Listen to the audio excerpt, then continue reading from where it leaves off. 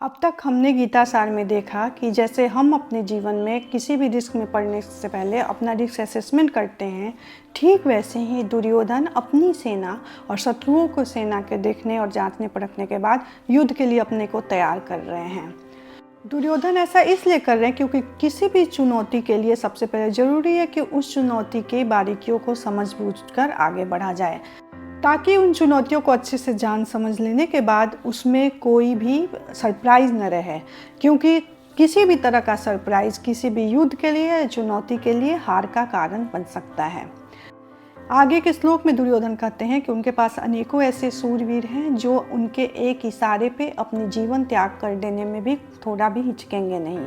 अर्थात उनके पास अनेकों ऐसे सूरवीर हैं जो उनके एक इशारे पर मर मिटने को तैयार हैं। साथ में ये सूरवीर अनेक प्रकार के शास्त्रार्थों से सुसज्जित हैं तथा युद्ध में बहुत ही निपुण और चतुर हैं। दुर्योधन के पास इस प्रकार के सूरवीरों का होना यह दर्शाता है कि जब भी हम अपने जीवन में चुनौतियों या समस्याओं का सामना करते हैं तो हमारे पास इन सूरवीर के रूप में कौन होता है। हमारे पास इन सूरवीरों के रूप में होता है हमारा हुनर, अर्थात हमारी काबिलियत, हमारी हिम्मत, हमारा मेहनत, हमारे सगे संबंधी और रिश्तेदार।